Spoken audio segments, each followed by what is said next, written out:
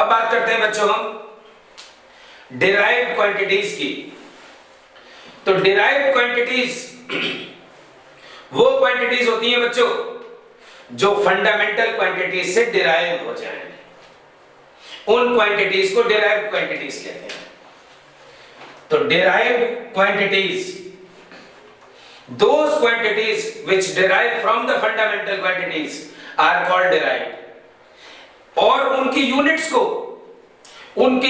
को derived units कह देते हैं बच्चों। आपके नोट्स में सारी डेफिनेशन सब कुछ लिखा हुआ है, आप सिर्फ समझें यहां पे। तो देखिए डिराइव्ड क्वांटिटीज कौन सी हैं, जैसे कि एरिया। अब बच्चों एरिया डिराइव्ड क्वांटिटी है। कैसे? देखो एरिया का फॉर्मूला क्या है, साइड का स्क्वायर। अब साइड को किस में लोगे बच्चों, साइड तो लेंथ बन गई बच्चों, लेंथ। तो लेंथ का स्क्वायर और लेंथ की यूनिट क्या बन गई बच्चों, मीटर। तो क्या आ गया, मीटर स्क्वायर। तो ये बन गई डिराइव्ड क्वांटिटी और ये बन गई डिराइव्ड यूनिट। वॉल्यूम ले लो, volume derived unit, sorry derived quantity. तो देखिए वॉल्यूम क्या है, साइड का क्यूब। अब साइड को क्या लिख सकते हो बच्चों, मास लेंथ टाइम में से ढूंढना है ना आपने, तो साइड को लेंथ ही तो लोगे आप। तो लेंथ का क्यूब और इसकी यूनिट क्या बच गई, मीटर क्यूब। स्पीड ले लो आप, स्पीड। अब क्या होता है बच्चों, speed distance divided by time. तो देखिए डिस्टेंस डिवाइडेड बाय टाइम। अब बच्चों डिस्टेंस को क्या मान के चलोगे आप, लेंथ ही तो मानोगे आप डिस्टेंस को। तो लेंथ डिवाइडेड बाय टाइम, तो लेंथ की यूनिट मीटर और टाइम की सेकंड। तो देखिए मीटर पर सेकंड आ गया बच्चों, इसलिए स्पीड की यूनिट मीटर पर सेकंड होती है। वेलोसिटी की यूनिट मीटर पर सेकंड होती है, क्योंकि वेलोसिटी क्या है, अरे बच्चों वो डिस्प्लेसमेंट डिवाइडेड बाय टाइम है, डिस्प्लेसमेंट डिवाइडेड बाय टाइम। देख लो velocity displacement divided by time. तो बच्चों देखना लेंथ डिवाइडेड बाय टाइम, तो मीटर पर सेकंड। तो स्पीड और वेलोसिटी की यूनिट सेम है। एक्सेलरेशन की बात कर लो बच्चों, एक्सेलरेशन वेलोसिटी बाय टाइम। तो वेलोसिटी की क्या है बच्चों, मीटर पर सेकंड डिवाइडेड बाय सेकंड, तो मीटर पर सेकंड स्क्वायर। अब सबसे इंपॉर्टेंट यूनिट बच्चों फोर्स की। तो आप कहोगे फोर्स की तो न्यूटन होती है, ठीक है बच्चों वो होती है। हम बात कर रहे हैं डिराइव्ड यूनिट्स की, मीटर किलोग्राम सेकंड की फॉर्म में। तो बच्चों जो फोर्स की यूनिट निकलेगी, फोर्स, तो फोर्स का फॉर्मूला क्या होता है, मास इनटू एक्सेलरेशन। तो बच्चों मास की यूनिट क्या होती है, केजी, और एक्सेलरेशन की ये लिखी हुई मीटर पर सेकंड स्क्वायर। तो बच्चों फोर्स की असलियत में यूनिट हुई केजी मीटर पर सेकंड स्क्वायर। वर्क ले लो, तो वर्क क्या होता है बच्चों, फोर्स इनटू डिस्प्लेसमेंट या फोर्स इनटू डिस्टेंस। तो फोर्स की क्या है बच्चों, ये तो केजी मीटर सेकंड की पावर -2, और बच्चों डिस्प्लेसमेंट की क्या हो गई, मीटर। तो ये लिख दो मीटर, तो केजी मीटर स्क्वायर सेकंड की पावर -2। बच्चों ऐसे ही आप किसी की भी यूनिट निकाल सकते हो।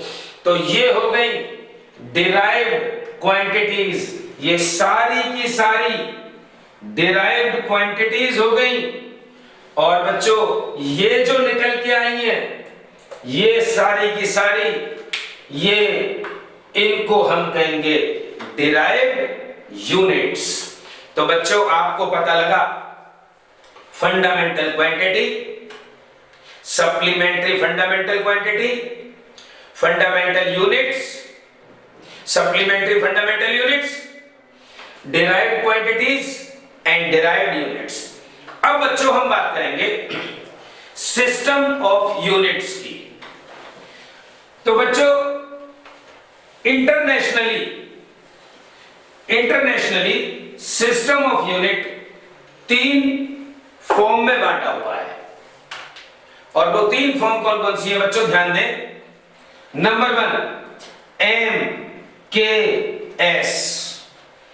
MKS में क्या होता है बच्चों, मीटर किलोग्राम सेकेंड सिस्टम। तो बच्चों डिस्टेंस को मीटर में लोगे आप, मास को किलोग्राम में लोगे आप, और टाइम को सेकंड में लोगे आप। तो meter kilogram second, MKS system. दूसरा है बच्चों CGS सिस्टम। इसमें सेंटीमीटर, बच्चों इसको डिस्टेंस को सेंटीमीटर में मेजर करोगे, ग्राम मास को ग्राम में मेजर करोगे, और टाइम को सेकंड में मेजर करोगे। टाइम ही कॉमन है। और तीसरी चीज है बच्चों FPS, foot pound second system. इसमें बच्चों डिस्टेंस को फुट में मेजर करते हो, मास को पाउंड में मेजर करते हो, और टाइम को सेकंड में मेजर करते हो। तो ये 3 तरीके की सिस्टम ऑफ यूनिट है बच्चों इंटरनेशनली। लेकिन अलग अलग कंट्रीज में अलग अलग सिस्टम ऑफ यूनिट है। जैसे हमारी कंट्री के अलग अलग स्टेट में अलग अलग लैंग्वेजेस हैं।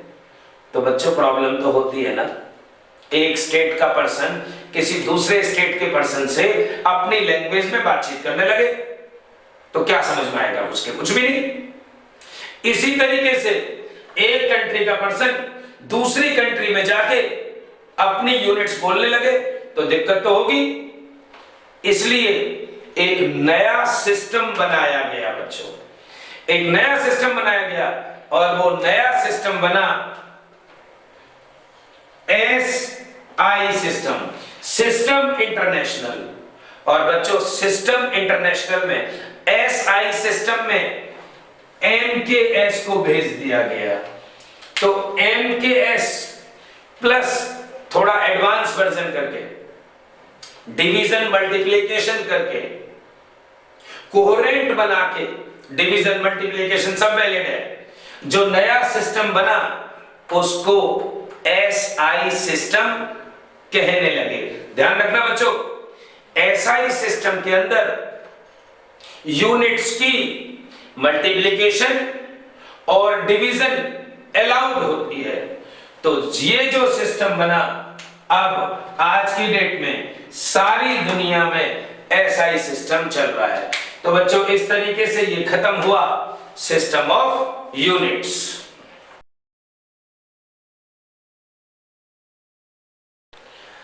अब स्टार्ट करते हैं बच्चों हम टॉपिक डायमेंशनल एनालिसिस।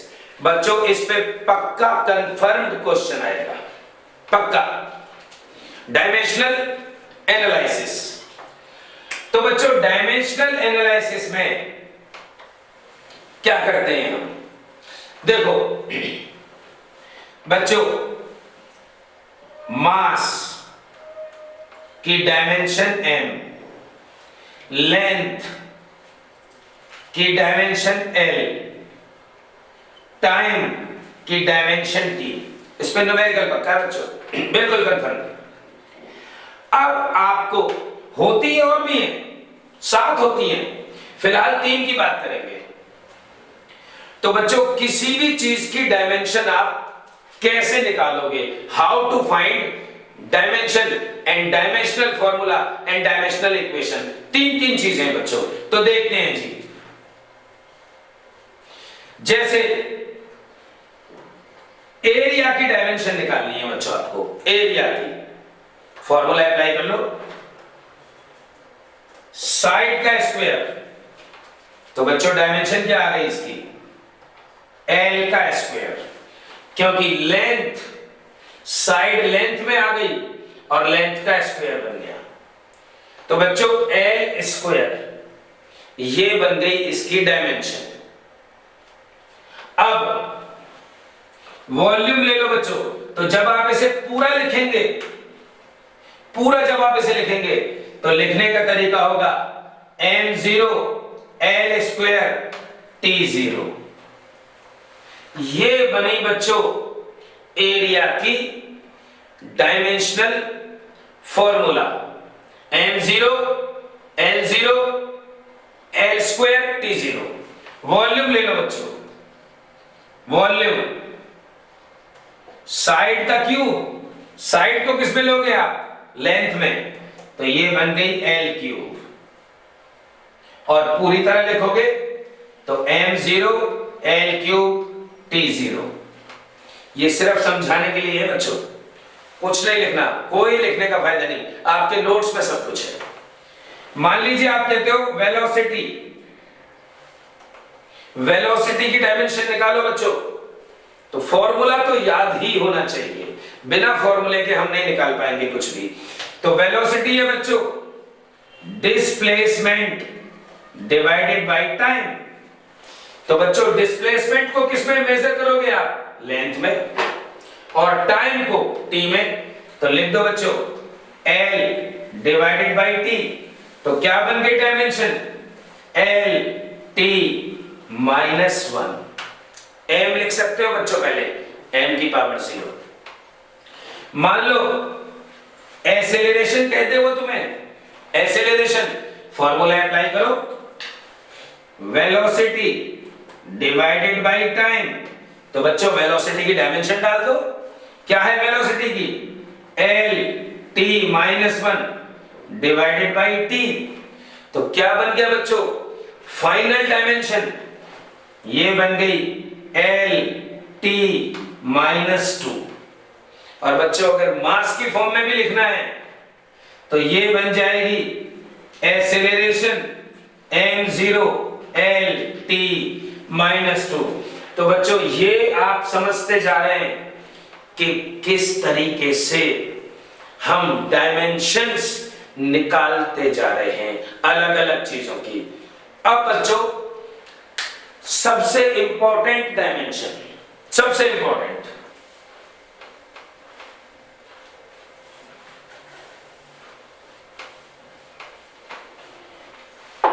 तो तीन ही चीजें यूज करनी है, मास, लेंथ, टाइम। मास की m, लेंथ की l, टाइम की t। तो देखते हैं बच्चों फोर्स की डायमेंशन कैसे निकालेंगे। तो फोर्स बच्चों फॉर्मूला होता है मास इंटू एक्सेलरेशन, तो लिख लो मास इंटू एक्सेलरेशन। तो बच्चों डाल दीजिए इसकी डायमेंशंस, मास की m और एक्सेलरेशन की तो अभी अभी निकाली है आपने l t -2। तो बच्चों फोर्स की जो डायमेंशन है वो है m l t -2। इसको याद कर लो बच्चों, m l t -2। बहुत सारी डायमेंशंस अपने आप निकलनी शुरू हो जाएंगी फोर्स की डायमेंशन सीखने के बाद। जरा देखते हैं वर्क। तो वर्क की डायमेंशन बच्चों फोर्स इंटू डिस्प्लेसमेंट, वर्क का फॉर्मूला बच्चों, फॉर्मूले तो आपको याद होने चाहिए। तो फोर्स इंटू डिस्प्लेसमेंट, तो देखना बच्चों वर्क की, फोर्स की क्या है डायरेक्ट याद कर लो, m l t -2, और बाहर डिस्प्लेसमेंट बच्चों, तो डिस्प्लेसमेंट को तो लेंथ में नापोगे ना, तो L लिख दिया, क्या बन गया m L square t minus 2। ये बन गई बच्चों वर्क की डायमेंशन। एक और ले लो पावर, तो पावर की डायमेंशन फॉर्मूला याद हो बच्चों, डायमेंशन तो निकल जाएगी। तो वर्क पावर होता है work divided by time. Work को ब्रेक कर लो बच्चों, फोर्स डिस्प्लेसमेंट बाय टाइम। तो देखना जरा पावर की डायमेंशन, पावर की डायमेंशन निकल जाएगी बच्चों, फोर्स में m L t माइनस 2, फिर से L और बच्चों टाइम का t, तो पावर बन गई m L स्क्वायर t की पावर माइनस 3। तो बच्चों ये आपने डायमेंशंस सीख ली, निकाल ली, इन पे न्यूमेरिकल आएगा बच्चों, लेकिन ये मैंने आपको डायमेंशंस निकालनी सिखा दी। लेकिन जरा एक टफ डायमेंशन निकालने सिखा देता हूं मैं आपको, टफ। और टफ डायमेंशन है बच्चों, मान लीजिए आपको कहता है वो कि रेजिस्टेंस की डायमेंशन निकालो बच्चों, रेजिस्टेंस की। तो resistance voltage divided by current, ये रेजिस्टेंस की डायमेंशन है, फॉर्मूला है। अब जैसा कि आप जानते हो MLT LT AC, तो बच्चों C फॉर करंट है ना, और करंट की यूनिट भी आप जानते हो एम्पियर, करंट की यूनिट भी आप जानते हो। तो देखिए कैसे निकालेंगे रेजिस्टेंस की डायमेंशन, ये बहुत इंपॉर्टेंट है बच्चों। तो करंट को तो मत छेड़ो, करंट को एज इट इज रहना चाहिए, करंट को वैसे भी नहीं छेड़ते, तो करंट को ऐसे ही रहने दो। ये जो वोल्टेज है, पोटेंशियल डिफरेंस है, इसका फॉर्मूला लगा लो बच्चों, 10th में था इसका फॉर्मूला। तो V बन गया W upon Q, work done divided by charge, और I तो यहां पे है ही।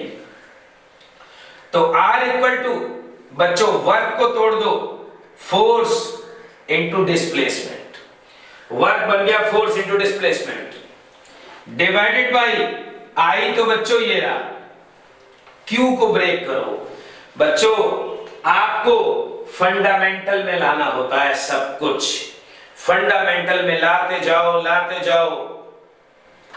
तो जरा देखना Q, तो मैं एक फॉर्मूला बता देता हूं अलग से, ये भी आपने 10th में पढ़ा है कि I is equals to charge upon time.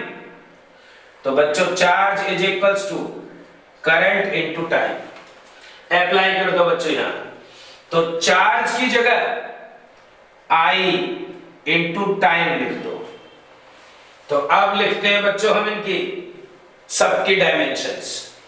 तो R is equals to force की M L T माइनस 2,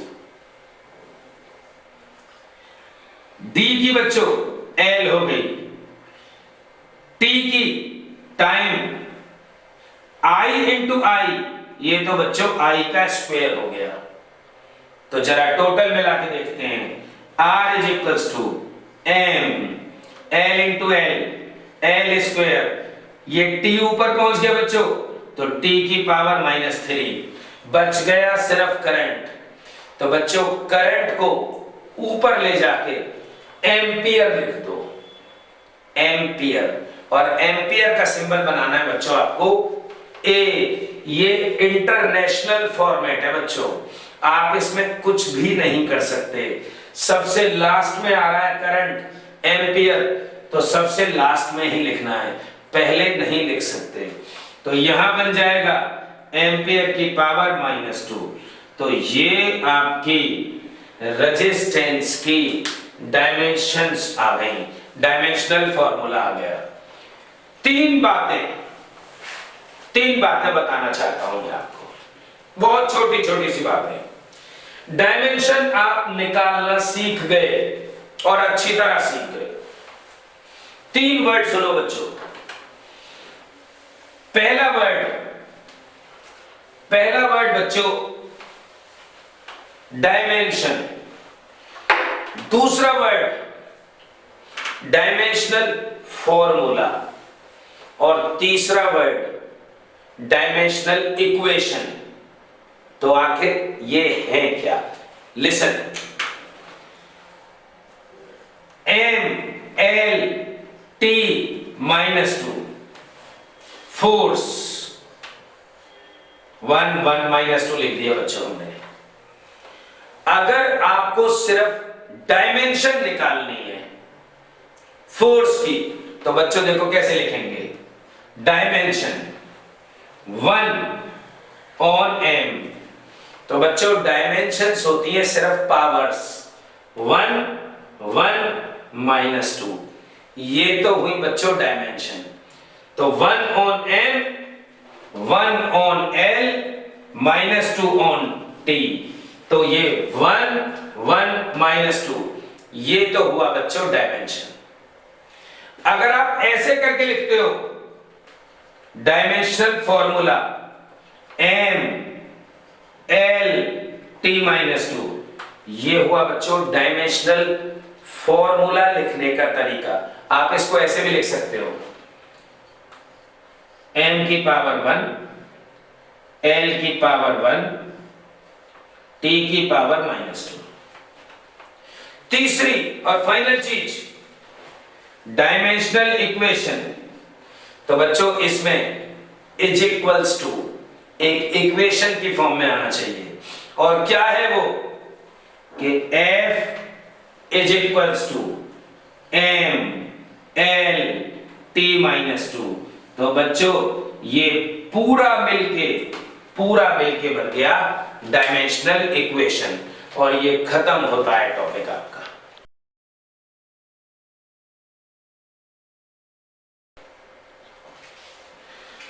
तो आप पढ़ते हैं बच्चों यूजेस ऑफ डायमेंशनल एनालिसिस। बच्चों 3 यूज है आपके सिलेबस में, और तीनों यूजेस पे क्वेश्चंस कंफर्म्ड है बच्चों। लेकिन क्वेश्चंस न्यूमेरिकल्स आएंगे इनके तीनों पे। जरा पहला देखिए। तो पहला है बच्चों टू चेक द एक्यूरेसी। आपने एक्यूरेसी चेक करनी है बच्चों, आपके नोट्स में हो रहा है, सिर्फ समझो। For example to check the accuracy of various physical quantities, check करनी है बच्चों। जैसे कि v is equals to u plus at, ये इक्वेशन ऑफ मोशन है बच्चों।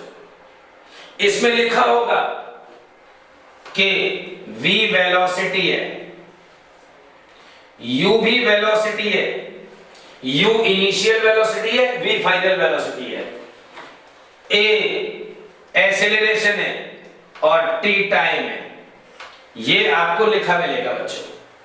तो आपको कहता है कि चेक करके बताओ डायमेंशन से ये सही है या गलत है। तो देखो बच्चों कैसे चेक करोगे आप। सॉल्यूशन, बच्चों v की डायमेंशन लिखो पहले, v की। अब बच्चों देखो डायमेंशन अब आपको डायरेक्ट पता होनी चाहिए, नहीं तो अलग से रफ वर्क में निकालो। तो v की है l t -1, फिर u की लिखो l t -1, फिर at की निकालो at। तो बच्चों एक्सेलरेशन की होती है l t -2 और t की होगी t, तो t से t की पावर -2 कट गया, तो at की डायमेंशन आई l t -1। अब बच्चों देखना यहां पे प्लस लिखा हो या माइनस लिखा हो या कोई भी कांस्टेंट मल्टीप्लाई हो रहा हो, हम किसी को नहीं लेंगे। ये बात डायमेंशंस कहती हैं कि प्लस माइनस या कोई भी कांस्टेंट नहीं लेना, ये सब के सब डायमेंशनल लेस होते हैं बच्चों, इनका कोई रोल नहीं होता। तो देखते हैं V की LT-1, फिर इसकी LT-1 और फिर इसकी बच्चों प्लस को भी इक्वल टू लिख देंगे हम LT-1। तो क्योंकि तीनों के तीनों इक्वल हैं, तीनों के तीनों इक्वल हैं, इसलिए बच्चों इसको LT-1, LT-1, LT-1। So this equation is correct. एक और देखो बच्चों, एक और देखो, वो कहता है आपसे S is equals to UT plus half AT square. कहता है इसको चेक करो ये सही है कि नहीं है। वो लिख के देगा बच्चों आपको कि S फॉर डिस्टेंस और बाकी तो सब हमें पता ही है। देखते हैं जी सॉल्यूशन। तो बच्चों S L हो गया, डिस्टेंस है ना, डिस्टेंस की डायमेंशन डाल दी। उसके बाद UT U बच्चों इनिशियल वेलोसिटी है, तो LT-1 ये रहा T, तो T लिख दो बच्चों, T से T इनवर्स कट गया तो L आ गया। उसके बाद प्लस और हाफ, ये दोनों बच्चों वेस्ट हो गए, इनको नहीं लेना आपको। तो AT स्क्वायर कैलकुलेट कर लो, A बन गया बच्चों LT-2 और T स्क्वायर ये रहा, तो T स्क्वायर से T की पावर -2 कट गया तो L आ गया।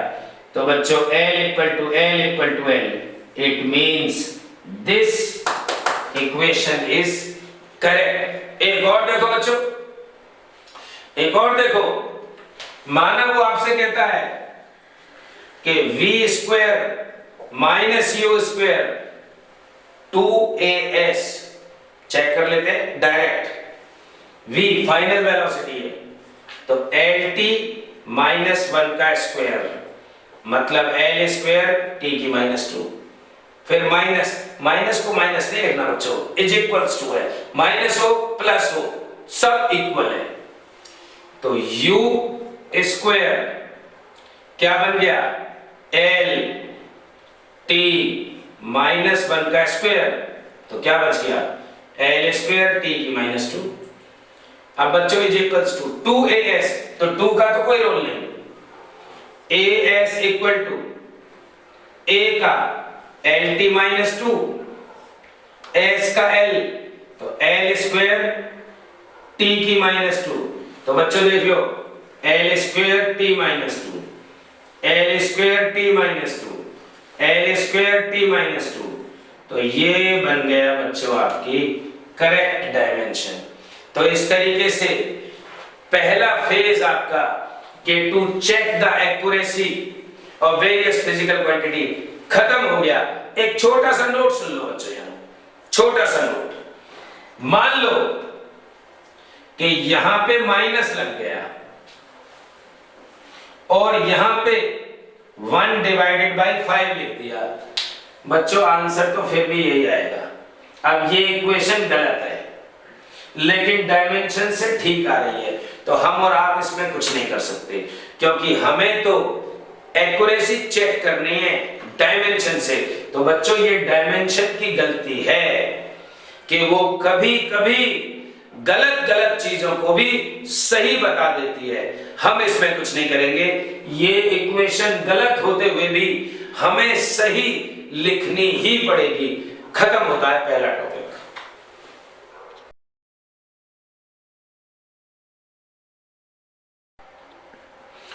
अब बच्चों डायमेंशन का हम दूसरा सेकंड यूज पढ़ेंगे, और डायमेंशन का सेकंड यूज है बच्चों कि conversion of one system to other system.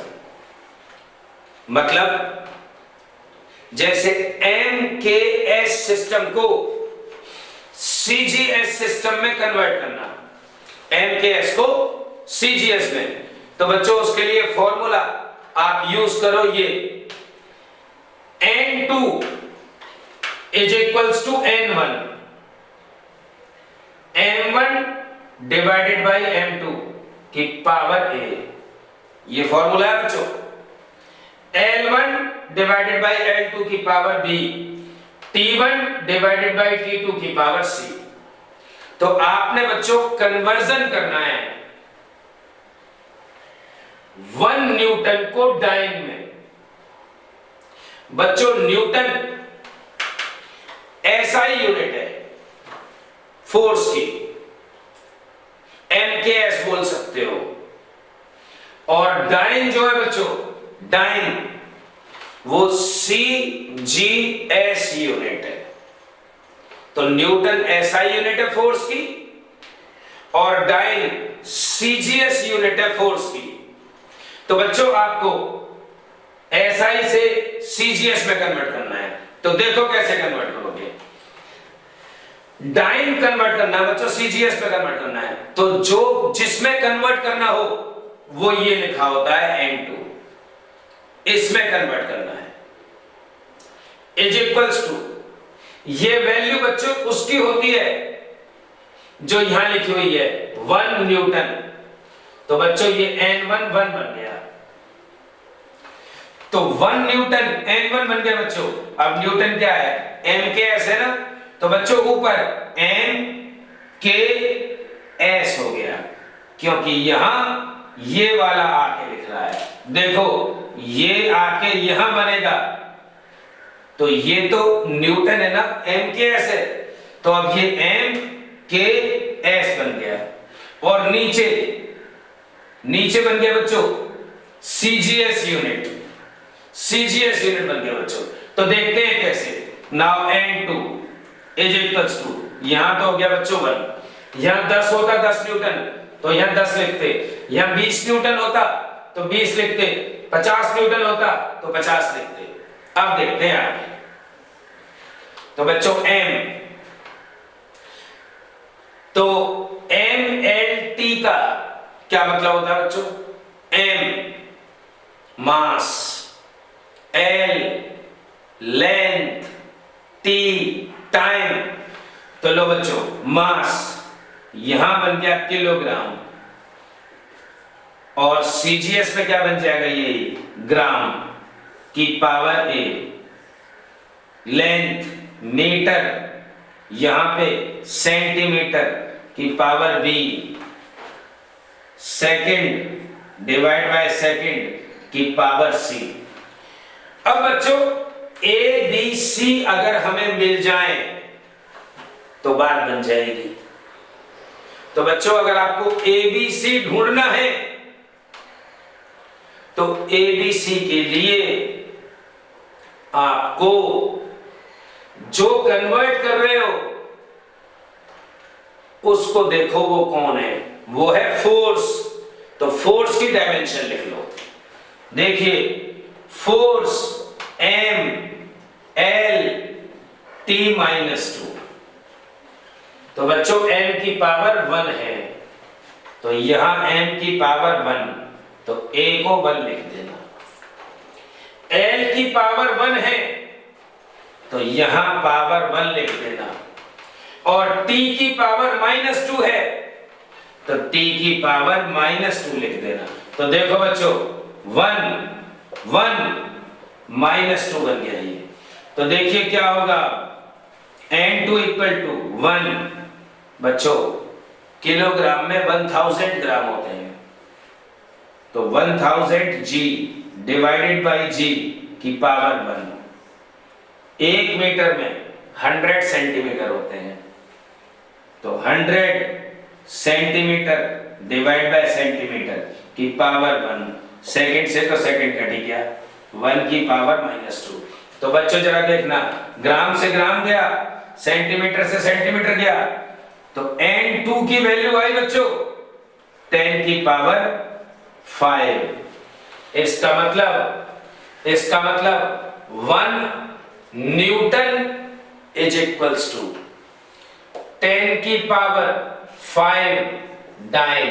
ये रिलेशन बन गया बच्चों, ये फाइनल रिलेशन बन गया। तो 1 न्यूटन इज इक्वल्स टू 10 की पावर 5 9। अब एक क्वेश्चन बच्चों आप कर लेना कि 1 जूल वर्क की या एनर्जी की एसआई यूनिट है, is equals to how many ergs. तो बच्चों अर्ज जो है वो सीजीएस यूनिट है वर्क की या एनर्जी की।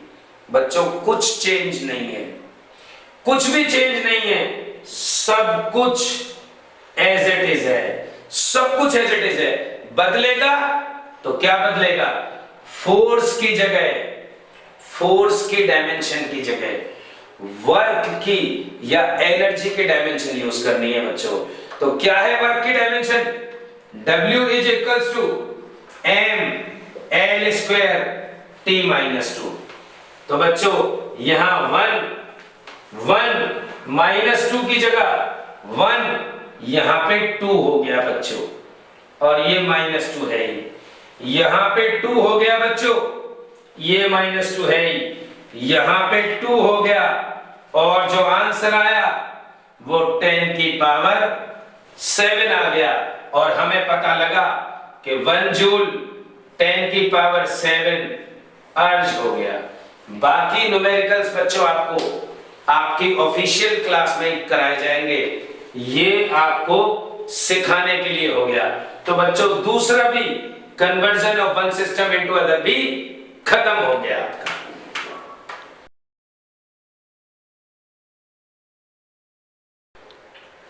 और बच्चों तीसरी और सबसे इंपॉर्टेंट एप्लीकेशन, इस पे न्यूमेरिकल ही आएंगे बच्चों, डायमेंशन के फर्स्ट यूज पे भी, सेकंड यूज पे भी और थर्ड यूज पे भी। और न्यूमेरिकल के लिए मैंने आपको असाइनमेंट दिए हुए हैं, मैं क्लास में भी करा रहा हूं, आप उन असाइनमेंट्स को सारे करो और हमसे क्वेश्चन पूछो, ये सिर्फ आपको समझाने के लिए है। तो थर्ड है आपका derive the relation between various physical quantities. तो आपको रिलेशन ड्राइव आउट करना है बच्चों। तो जरा पहला क्वेश्चन समझिए, क्वेश्चन से ही समझ में आएंगी ये चीजें।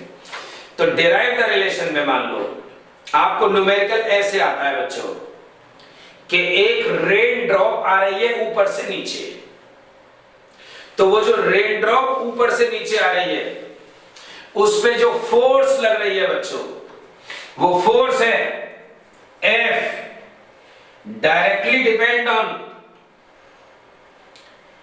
Coefficient of viscosity.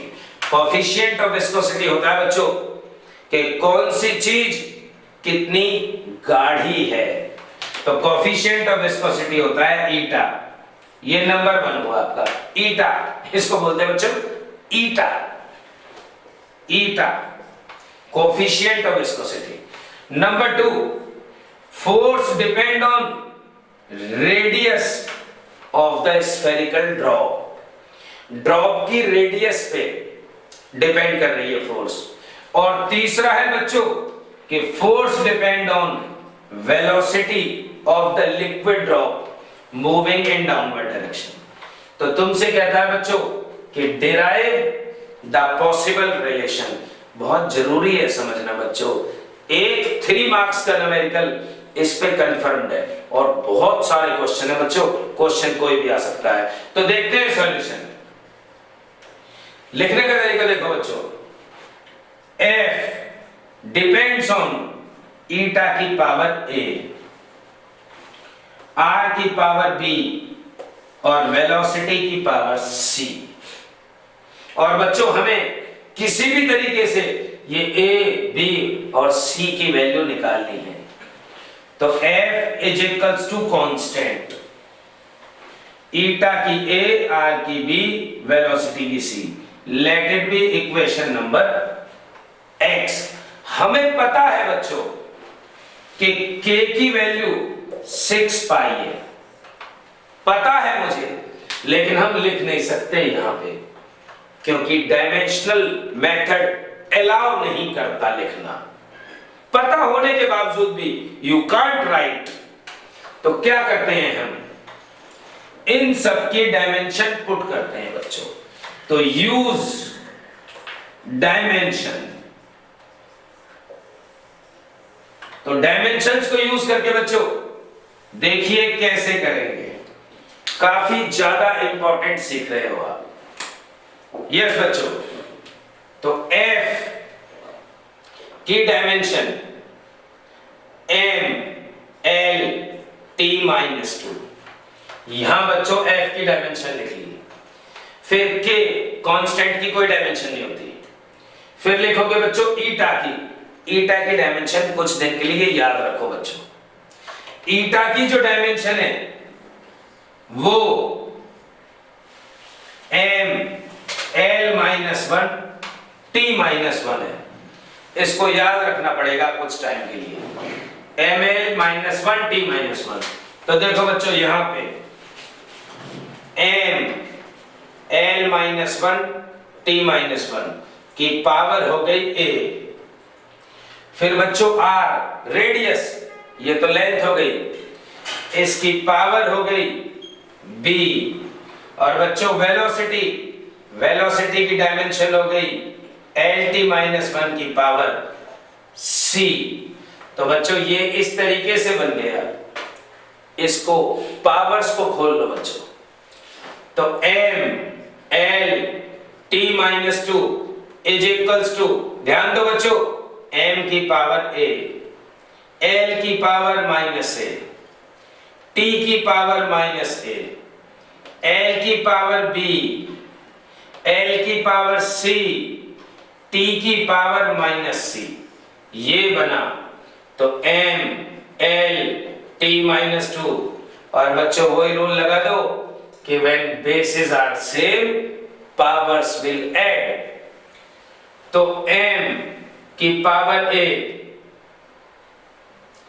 l की पावर माइनस a ये रहा बच्चों, प्लस b ये रहा बच्चों, और प्लस c ये रहा। अब t की पावर माइनस a और माइनस c। अब ये बन गया बच्चों पूरी तरीके से इक्वेशन। यहां एक लाइन लिखनी मैंडेटरी है, जरूरी है कि according to principle of homogeneity, ये लिखना प्रिंसिपल ऑफ होमोजेनिटी मैंडेटरी है। प्रिंसिपल ऑफ होमोजेनिटी क्या होता है बच्चों? प्रिंसिपल ऑफ होमोजेनिटी, जितनी पावर्स इधर होंगी उतनी ही पावर्स इधर भी होंगी बच्चों। तो जरा देखना, m की पावर a, यहां m की पावर 1, तो बच्चों a इक्वल टू 1 आ गया। m की पावर a, m की पावर 1। अब l की power minus a plus b plus c, यहां पे बच्चों 1 है तो 1 लिख दिया। तीसरा t की power minus a minus c is equals to बच्चों माइनस 2 है। अब बच्चों इनको सॉल्व करके a b c की वैल्यू निकाल दो। तो a equal to 1, b equal to 1, c equal to 1। इन तीनों की वैल्यू बच्चों 1 1 1 आ गई। आप तो कैलकुलेशन कर ही लेना। तो ये जो आंसर आया है 1 1 1, इसको बच्चों इक्वेशन नंबर x में रख दो। तो क्या रखोगे? f is equals to k, eta की पावर 1, r की पावर 1, वेलोसिटी की पावर 1। तो बच्चों ये बन गया रिलेशन। k की वैल्यू हमें पता है कि 6 पाई है, लेकिन हम नहीं लिख सकते। और इस तरीके से हमारा ये पूरा टॉपिक खत्म होता है बच्चों।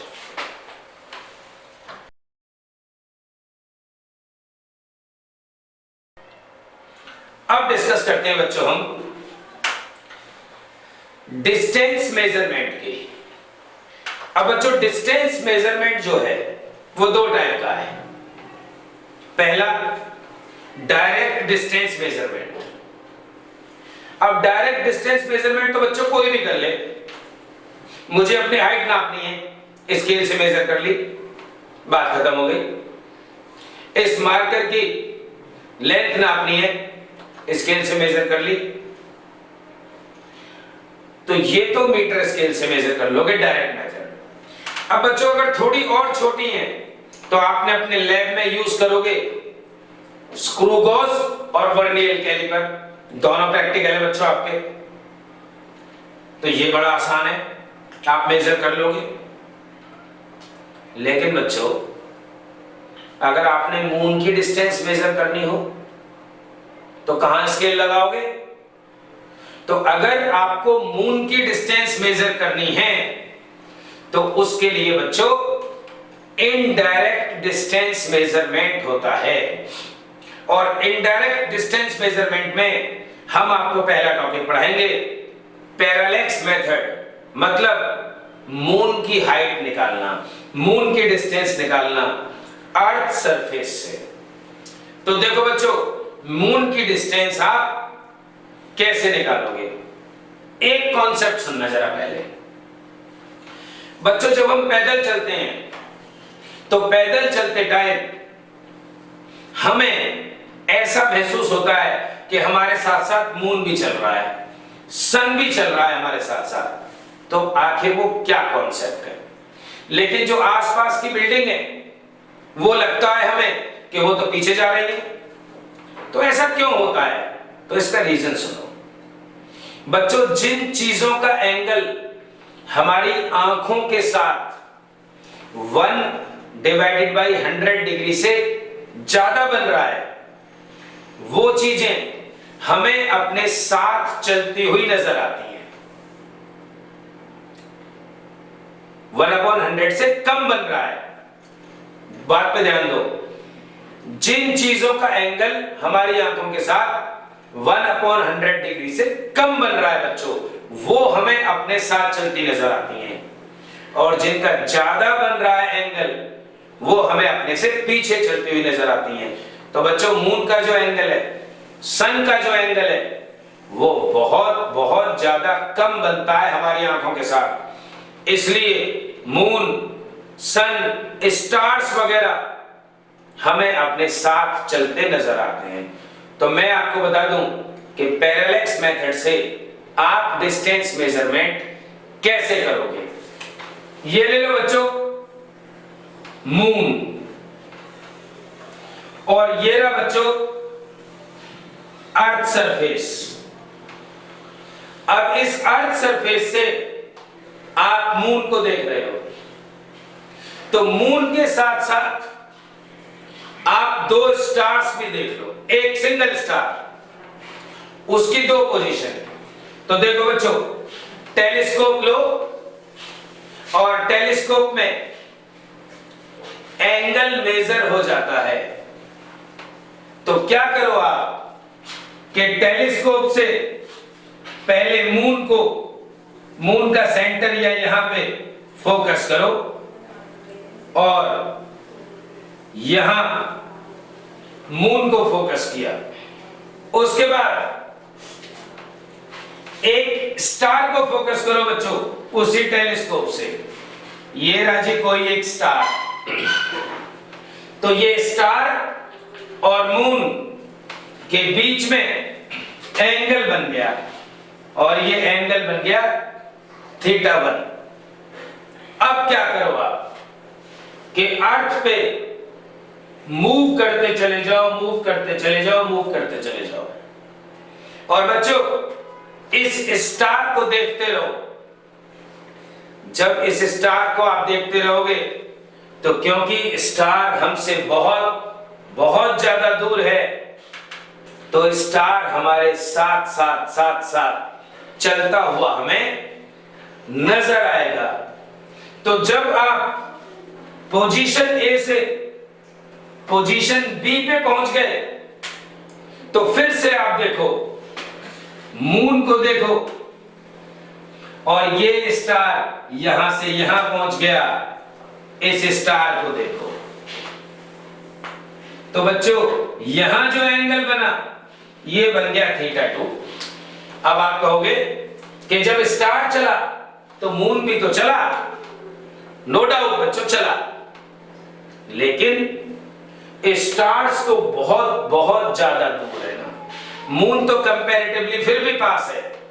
तो हमने इस स्टार को फोकस किया, यही स्टार यहां पहुंच गया जब हम अर्थ पे चलते रहे। तो मून को फिलहाल हमने स्टेशनरी मान लिया क्योंकि मून हमारे बहुत पास है।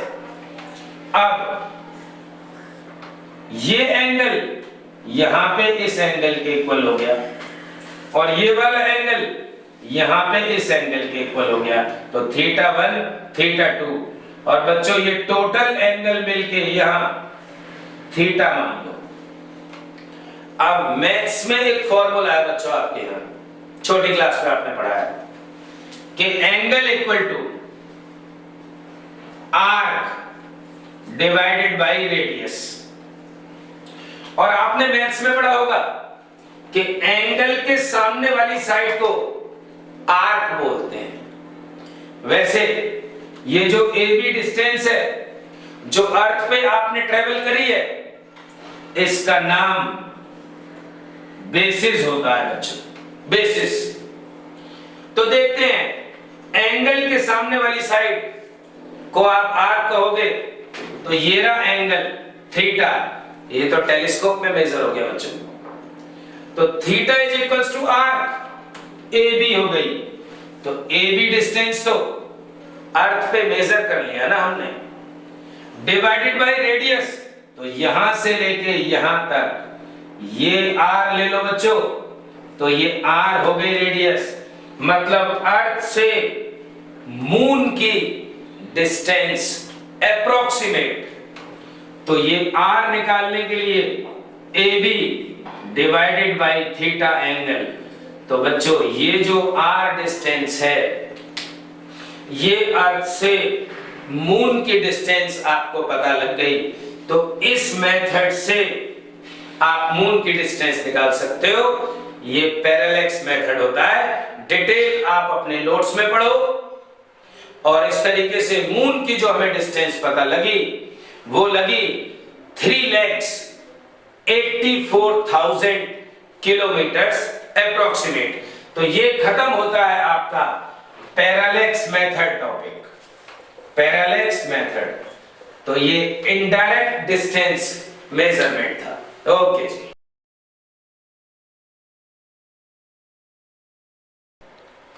अब डिस्कस करते हैं बच्चों दूसरा indirect method for distance measurement.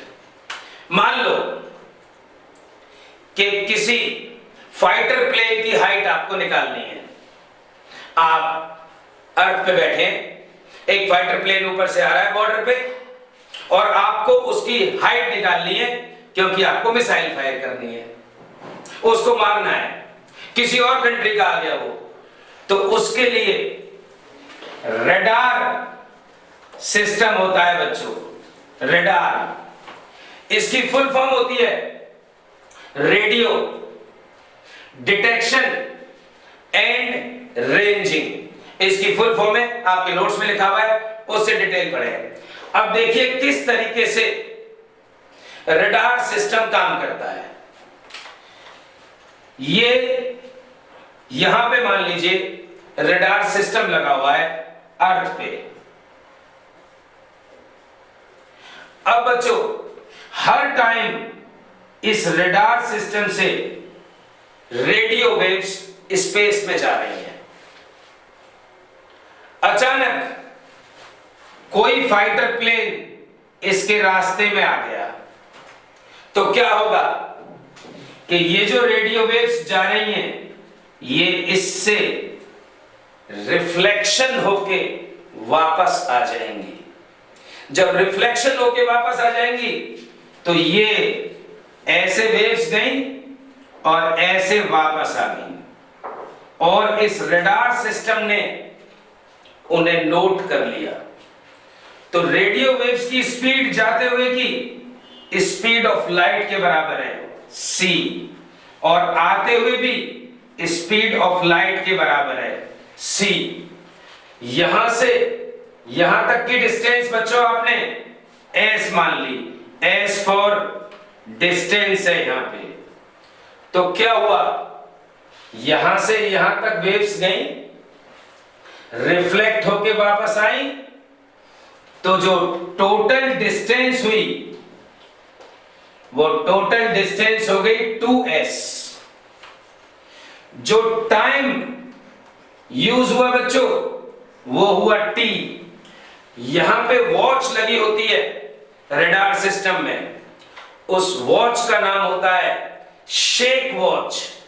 Shake watch जो है वो 10 की पावर -8 सेकंड तक के टाइम को मेजर कर लेती है बच्चों। 10 की पावर -8 सेकंड, सोच के देखो आप कितना ज्यादा छोटा टाइम है। इतने छोटे टाइम को भी मेजर किया जा सकता है। तो यहां टाइम लग गया t सेकेंड्स। अब टोटल डिस्टेंस हमें पता लग गई, टाइम t सेकेंड्स हो गया, और बच्चों जो स्पीड है वो तो स्पीड ऑफ लाइट है ना रेडियो वेव्स की, तो उसको आपने c ले लिया। अप्लाई द फॉर्मूला कि speed is equals to distance divided by time. ये तो छोटी क्लासेस का फॉर्मूला है। तो स्पीड हो गई c, और c कितनी होती है बच्चों, c होती है 3 इंटू 10 की पावर 8 मीटर पर सेकेंड। तो स्पीड हो गई c, डिस्टेंस हो गई 2s, और टाइम हो गया t। तो आप निकालना चाहते हैं डिस्टेंस कि कितनी ऊपर वो फाइटर प्लेन है, तो कैलकुलेट हुआ c multiply t divided by 2 is equals to distance. तो इस तरीके से आपने डिस्टेंस, आपने हाइट कैलकुलेट कर ली किसी भी फाइटर प्लेन की। तो ये था बच्चों रडार मेथड। अब रडार से आपने सीखा अर्थ से ऊपर किसी चीज की हाइट कैलकुलेट करना, लेकिन ऐसा भी तो हो सकता है ना कि समुद्र के अंदर से, सी के अंदर से कोई चीज आ रही है ऐसी, सबमरीन आ रही है ऐसी, अगर उसकी डेप्थ कैलकुलेट करना है तो उसकी डेप्थ आप कैलकुलेट कैसे करेंगे? तो बिल्कुल सेम ऐसा ही सिमिलर टॉपिक है, उसका नाम है बच्चों सोनार। समझना जरा इस कॉन्सेप्ट को, सोनार को। तो SONAR सोनार, इसकी फुल फॉर्म है sound navigation and ranging. Sound navigation and ranging इसकी फुल फॉर्म है, आपके नोट्स में लिखी हुई है डिटेल, आप सिर्फ यहां समझें और नोट से ढंग से पढ़ें। तो सोनार में क्या होता है कि सी लेवल पे, समुद्र के अंदर सरफेस पे एक सोनार सिस्टम लगा दिया। इस सोनार सिस्टम से बच्चों अल्ट्रासोनिक वेव्स अंदर जा रही हैं, समुद्र के अंदर, सी के अंदर जा रही हैं। जब ये अल्ट्रासोनिक वेव्स नीचे जा रही हैं, इनमें पर्टिकुलर फ्रीक्वेंसीज को, अगर उनके रास्ते में कोई फिश आ जाए, कोई क्रोकोडाइल आ जाए, ये उसको मेजर नहीं करेंगी, उससे रिफ्लेक्ट नहीं होंगी। लेकिन अगर कोई सबमरीन आ जाए इसके रास्ते में, तो ये वेव्स जाती हुई रिफ्लेक्ट होके वापस आ जाएंगी और सोनार सिस्टम डिटेक्ट कर लेगा कि कोई चीज इसके रास्ते में आ गई है। वेव्स रिफ्लेक्ट होके आ गई हैं, तो कॉन्सेप्ट सारा यही लगेगा। जाते हुए डिस्टेंस s, आते हुए डिस्टेंस s, तो टोटल डिस्टेंस हो गई बच्चों 2s। जाते हुए और आते हुए जितना टाइम लगा वो टाइम कैलकुलेट हो जाएगा वॉच में और वो t सेकंड्स हो गया। लेकिन जो अल्ट्रासोनिक वेव्स की स्पीड होती है वो वेलोसिटी ऑफ लाइट के इक्वल नहीं होती बच्चों, इसलिए उसको हमने स्पीड को लिख लिया v। ये अल्ट्रासोनिक वेव्स वही वेव्स होती हैं बच्चों जिनसे आप अल्ट्रासाउंड भी कराते हो, जो ह्यूमन बॉडी में डाली जाती हैं और ह्यूमन बॉडी में स्टमक में अंदर वेव्स गई और जो भी चीज चेक करना चाहते हैं वहां से रिफ्लेक्ट होके वापस आ गई और अल्ट्रासाउंड मशीन उसको चेक कर लेती है। तो ऐसे ही टोटल डिस्टेंस हो गई 2s, टाइम हो गया t सेकंड्स और स्पीड हो गई v। अब same formula, speed distance divided by time. यहां पे v की वैल्यू अल्ट्रासोनिक की वेलोसिटी फिक्स नहीं होती, डिपेंड करता है कि किस चीज में इसको यूज कर रहे हैं। तो स्पीड इसकी v ले लो, तो यहां पे c की जगह v हो जाएगा 2s divided by t is equals to v। तो बच्चों s इज इक्वल्स टू यहां पे c की जगह v कर दो, तो s is equals to v multiply t divided by 2। Distance calculate हो गई कि इतनी नीचे कोई सबमरीन या कोई चीज है और उसके बाद डिसीजन लिया जाता है कि क्या करें। तो ये दो टॉपिक्स आपके indirect method of distance measurement के हो गए। सोनार और रेडार इनकी डिटेल आप अपने नोट्स में पढ़ें, खत्म होता है ये।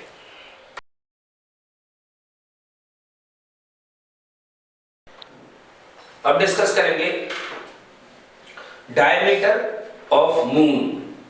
तो ये भी इनडायरेक्ट डिस्टेंस मेजरमेंट है बच्चों, मून का डायमीटर निकालना है आपको। तो देखिए ये मून हो गया या और कोई प्लेनेट या कोई चीज हो गई, ये अर्थ है। अब आप कहोगे अर्थ छोटी बना रहे हो, मून बड़ा बना रहे हो, ये तो जस्ट ऑब्जर्वेशन के लिए है। अब टेलीस्कोप ले लो, टेलीस्कोप से मून के इस पॉइंट पे फोकस करो, यहां से टेलीस्कोप से फोकस कर दिया। अब टेलीस्कोप को मूव कराते रहो, उसके इस क्रॉस वायर को मूव कराते कराते कराते कराते यहां पहुंच गया, वो क्रॉस वायर यहां पहुंच गया, आप तो यहीं खड़े हो। तो ये मून के दो पॉइंट्स हो गए डायमीटर वाले एंड पे। अब बच्चों यहां एंगल बनके तैयार हो गया, एंगल डायरेक्ट आ जाएगा टेलीस्कोप में, डिटेल आपके नोट्स में लिख रही है। अब ये जो एंगल बन गया, अब यहां से लेके यहां तक की डिस्टेंस तो हमें बताइए बच्चों, और ये निकल गया आपका डायमीटर, डी ले लो इसे। तो वही कॉन्सेप्ट लगा लीजिए एंगल वाला कि angle is equals to arc divided by radius. तो एंगल तो हो गया बच्चों ये थीटा, और ये थीटा तो कैलकुलेट कर लिया हमने इंस्ट्रूमेंट में। आर्क क्या होती है, एंगल के सामने वाली साइड को आर्क कह देते हैं। तो ए बी दो पॉइंट्स मान लो ये, तो ये बन गई arc A B divided by radius, यहां से लेके यहां तक की डिस्टेंस आर हो गया। तो angle equal to arc upon radius. अब देखिए आपको चाहिए ए बी, डायमीटर चाहिए, तो एंगल आपको पता है, आर तुम्हें पता है, और A B equal to diameter D आ गया। तो इस तरीके से कैलकुलेट कर लिया आपने बच्चों मून का डायमीटर। किसी और चीज का भी कर सकते हो, किसी प्लेनेट का भी कर सकते हो। तो ये मेथड होता है। तो ये सब इनडायरेक्ट डिस्टेंस मेजरमेंट है। एक और सुन लो बच्चों, एक और सुन लो। मान लो आपने मून की यहां से लेके डिस्टेंस कैलकुलेट करनी है तो एक लेजर मेथड भी होता है। लेजर मेथड में क्या होता है कि यहां से लेजर लाइट भेजो मून पे, laser light speed of light से चलती है। तो जब लेजर लाइट आपने भेजी, ये देखिए, ये ले लो मून, ये ले लो अर्थ, लेजर लाइट भेजी आपने, ये लाइट गई, मून से टकराई और वापस आ गई। लाइट गई, laser light speed of light से चलती है, मून से टकराई और वापस आ गई बच्चों। तो जाते टाइम डिस्टेंस s, आते टाइम डिस्टेंस s, तो टोटल डिस्टेंस कितनी हो गई 2s। टोटल टाइम कितना हो गया बच्चों, t ले लो, वो कैलकुलेट हो ही जाएगा। और स्पीड है c, तो वही कॉन्सेप्ट लगा दो, speed is equals to distance divided by time. तो स्पीड हो गई c, डिस्टेंस हो गई 2s डिवाइडेड बाय टाइम, तो c into T divided by 2 is equals to distance, और डिस्टेंस को आपने s ले रखा है। तो ये बच्चों आपका लेजर मेथड से मून की या किसी भी और हेवनली बॉडी की डिस्टेंस निकालना हो गया। तो डायमीटर मैंने आपको सिखा दिया, ये बच्चों डायमीटर ऑफ मून है और ये डिस्टेंस ऑफ द मून है। तो इस तरीके से खत्म होते हैं ये दो छोटे छोटे से टॉपिक्स आपके।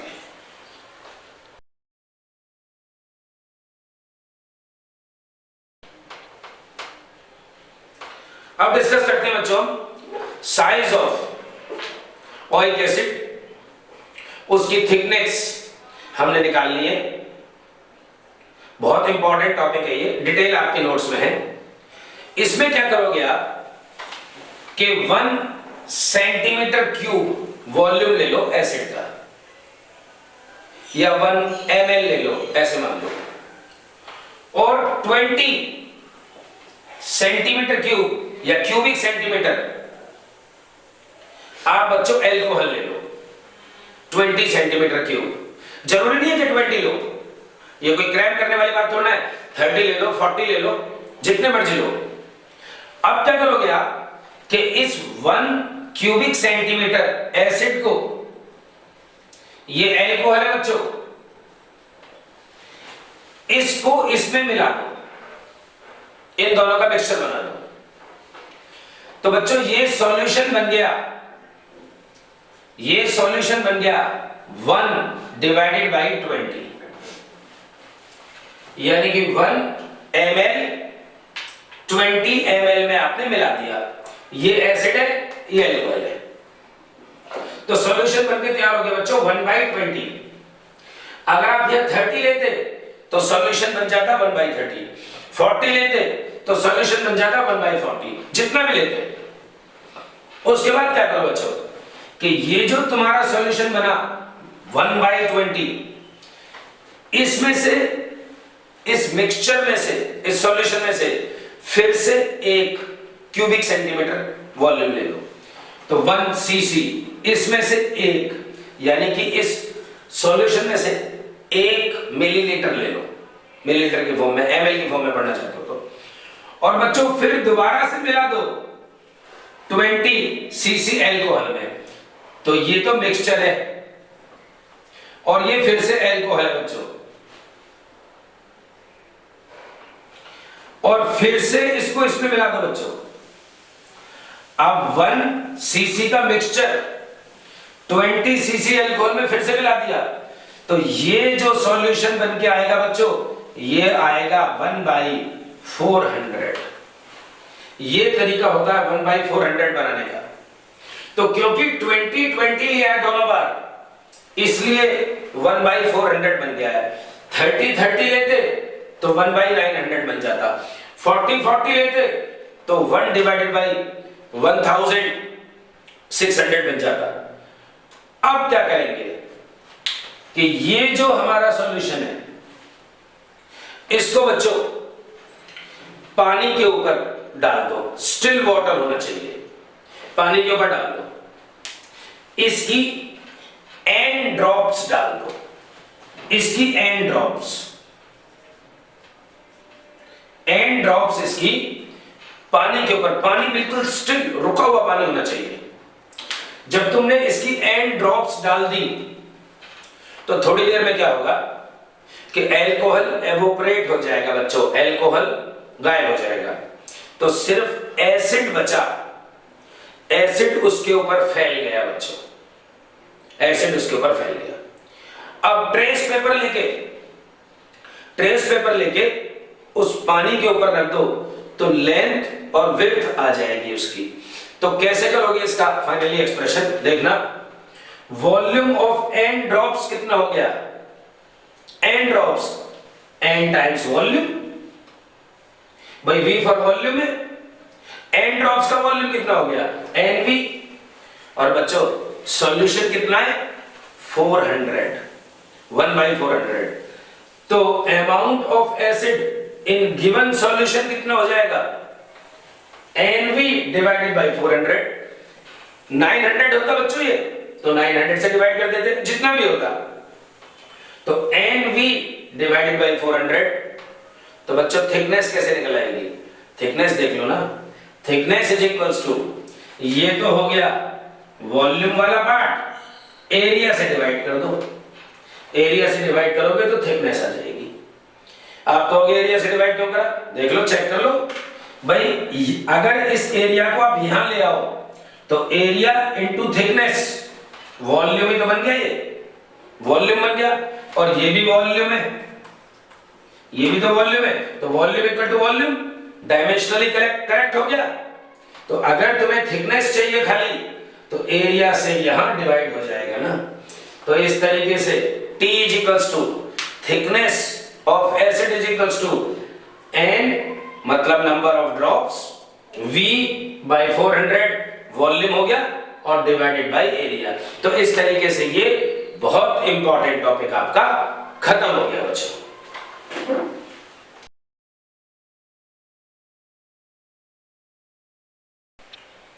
अब बच्चों डिस्कस करेंगे टॉपिक सिग्निफिकेंट फिगर। सारे रूल्स आपके नोट्स में लिखे हुए हैं, सिंपल सा टॉपिक है, सिर्फ आप देखिए कि किस तरीके से सिग्निफिकेंट फिगर आप डिसाइड करेंगे। फॉर एग्जांपल 13.75, बच्चों पॉइंट बीच में है, पॉइंट बीच में, इससे कोई फर्क नहीं पड़ेगा, इसमें सिग्निफिकेंट फिगर हो गए, आप डिजिट्स काउंट कर लो, 1 2 3 4, तो सिग्निफिकेंट फिगर 4 बन गए। दूसरा देखो बच्चों 1 2 3 4, बीच में कोई डेसिमल नहीं, कोई कहीं कुछ भी नहीं है, तो 1 2 3 4, सिग्निफिकेंट फिगर 4 बन गए। इसका मतलब डेसिमल बीच में हो या ना हो, इससे कोई भी फर्क नहीं पड़ा, ये दोनों चीजें एक जैसी है। उसके बाद देखो बच्चों 100 डेसिमल 05, तो बच्चों इसमें स्टार्टिंग में और लास्ट में नॉन जीरो डिजिट्स हैं, तो नॉन जीरो डिजिट्स के बीच में अगर बीच में जीरोस आती हैं तो बच्चों वो सिग्निफिकेंट होती हैं। तो क्या बन गया ये 1 2 3 4 5, तो सिग्निफिकेंट फिगर बच्चों 5 बन गए इसके, यानी कि zeros in between the non-zero digits are significant। अब देखो बच्चों 86400, ये 00 बाद में लगी हुई है, तो ये सिग्निफिकेंट बच्चों नहीं होंगी, ये 2 0 काउंट नहीं होंगी। तो 864 ये तो नॉन जीरो डिजिट्स है, और ये 2 zeros लग गई, तो ये काउंट नहीं होंगी। तो all the zeros after the non zero digit are not significant. तो इसमें सिग्निफिकेंट फिगर रह गए 3। ये रूल्स आपके नोट्स में लिखे हुए हैं। उसके बाद यही चीज 6 4 8 7 0 0 डेसिमल, देखो बच्चों यहां जीरोस के बाद डेसिमल आ गया, इन केस डेसिमल लग जाए तो वो जीरोस काउंट होंगी, वो सिग्निफिकेंट फिगर्स बन जाएंगी बच्चों। तो देखिए इसमें कितने सिग्निफिकेंट फिगर हो गए, 1 2 3 4 5 6, तो सिग्निफिकेंट फिगर बच्चों 6 हो गए इसमें। अगला देखिए 161.0 मतलब डेसिमल 0 और 161 डेसिमल 00, इसका मतलब बच्चों डेसिमल के बाद वाली जीरोस सिग्निफिकेंट हो गई आपकी। तो इसका सिग्निफिकेंट फिगर है 3, इसका सिग्निफिकेंट फिगर है 4 और इसका सिग्निफिकेंट फिगर है 5। बच्चों यहां यूनिट्स भी लगी हुई हैं, इस बात पे भी ध्यान देना। उसके बाद बच्चों 10 raise to the powers significant नहीं होती, तो 10 की पावर 24 काउंट नहीं होगा। तो कितने सिग्निफिकेंट फिगर रह गए, 1 2 3 4। तो देखो बच्चों इसमें 4 सिग्निफिकेंट फिगर आ गए। अगला देखिए 0.161, तो बच्चों डेसिमल के पहले 0 है तो ये काउंट नहीं होगी, तो इसमें 161 में 3 सिग्निफिकेंट फिगर आ गए। और आखिरी चीज लास्ट, इसी के साथ ये टॉपिक खत्म होगा कि 0.0161, तो डेसिमल से पहले वाली 0 और डेसिमल के बाद वाली 0 दोनों काउंट नहीं होंगी बच्चों, दोनों सिग्निफिकेंट फिगर नहीं माने जाएंगे। तो 161 सिर्फ 3 डिजिट बन गए। तो बच्चों आपने सिग्निफिकेंट फिगर्स की एडिशन, मल्टीप्लिकेशन और डिवीजन ये करके देखनी है न्यूमेरिकली, हम क्लास में बताएंगे आपको। इस तरीके से ये खत्म होता है, ये थ्योरी थी। न्यूमेरिकल्स में इसके मल्टीप्लिकेशन, डिवीजन, एडिशन, सब्सट्रैक्शन सारे बनते हैं, वो हम क्लास में कराएंगे।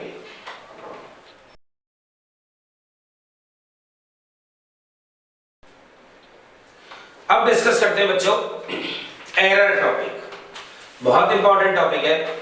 न्यूमेरिकल इसमें एग्जाम में कंफर्म बिल्कुल पक्का आएगा। न्यूमेरिकल थ्योरी भी आ सकती है लेकिन थ्योरी इतनी इंपॉर्टेंट नहीं है। तो एरर होता क्या है बच्चों, एरर देखिए आप कोई प्रैक्टिकल कर रहे हैं, फॉर एग्जांपल लैब में एक्सेलरेशन ड्यू टू ग्रेविटी निकाल रहे हैं, तो आप प्रैक्टिकल पूरा करने के बाद आपका आंसर आया सपोज करो 9.4 मीटर पर सेकेंड स्क्वायर, तो ये हो गई बच्चों कैलकुलेटेड वैल्यू जो आपने कैलकुलेट करी या ऑब्जर्व वैल्यू। अब बच्चों 9.8 मीटर पर सेकेंड स्क्वायर ये है बच्चों ट्रू वैल्यू, ये तो एक्चुअल वैल्यू है, ट्रू वैल्यू है।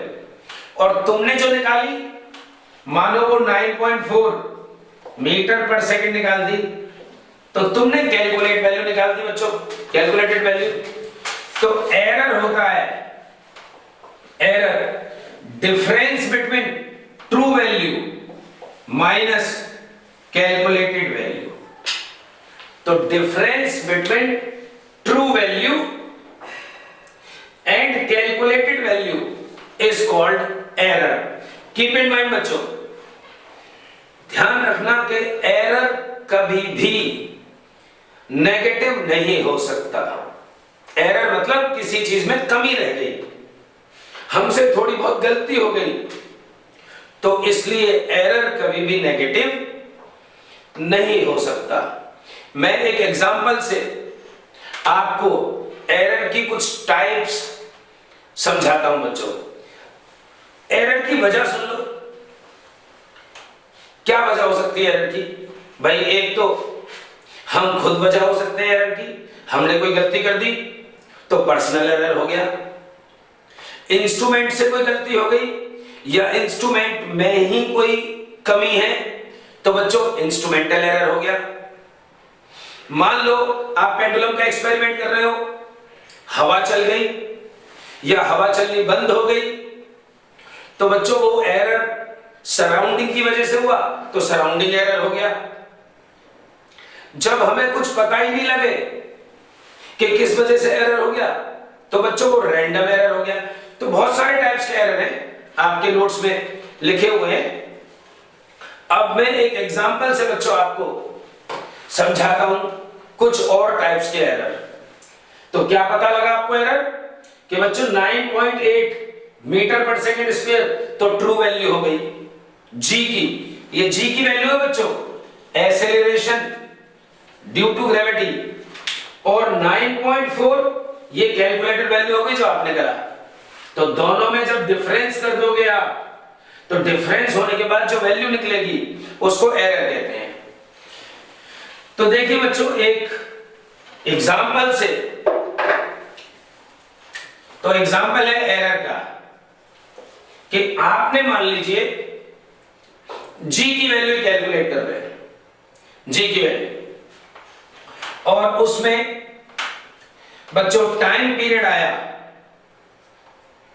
T1 2.4 सेकेंड्स, या कोई और भी प्रैक्टिकल ले सकते हैं, कोई और भी एग्जांपल ले सकते हैं। T2 आया 2.6 सेकेंड्स, T3 आया 2.7 सेकेंड्स, T4 आया 2.5 सेकेंड्स।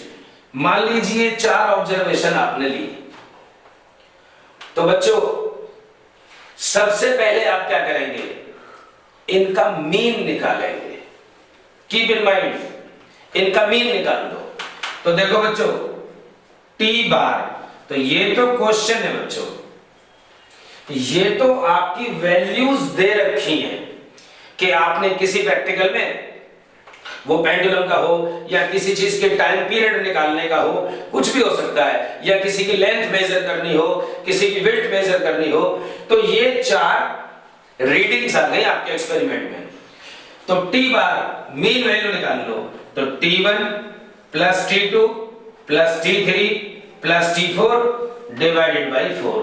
तो बच्चों ये तो आया आपका मीन वैल्यू इस सब का, और इसी मीन वैल्यू को बच्चों आप ट्रू वैल्यू भी कह सकते हो। तो ये आपने ट्रू वैल्यू निकाल ली, पहली चीज। उसके बाद बच्चों आपको क्या करना है कि एब्सोल्यूट एरर निकालना है।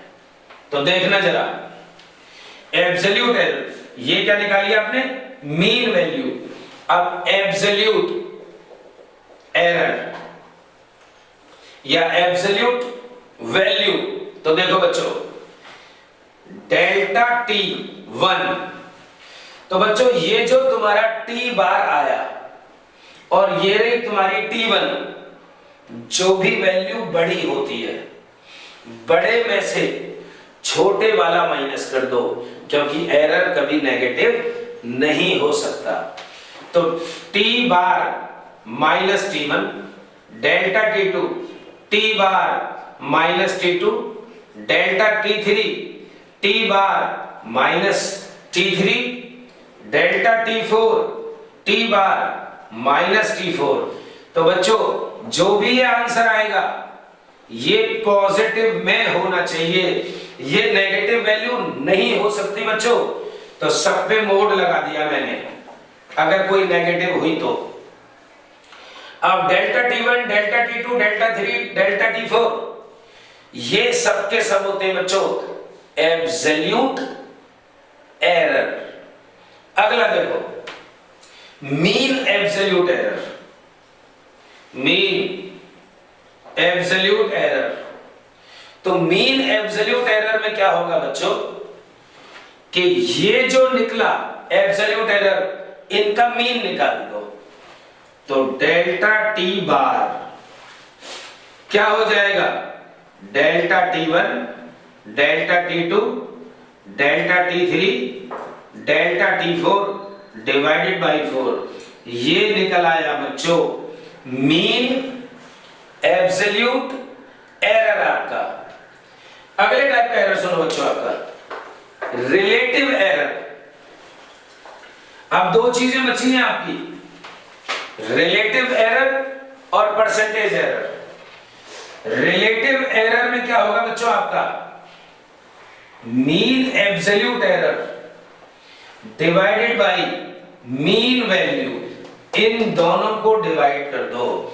देखो ratio of mean absolute error divided by mean value या ट्रू वैल्यू, ये हो गया बच्चों आपका रिलेटिव एरर। और अब आखिरी बात है परसेंटेज एरर। तो बच्चों ये जो रिलेटिव एरर होता है इनटू 100 कर दो, ये आपका बन गया परसेंटेज एरर। तो बच्चों delta T bar divided by T bar into 100, ये बन गया आपका परसेंटेज एरर। तो खत्म होता है इस तरीके से ये टॉपिक।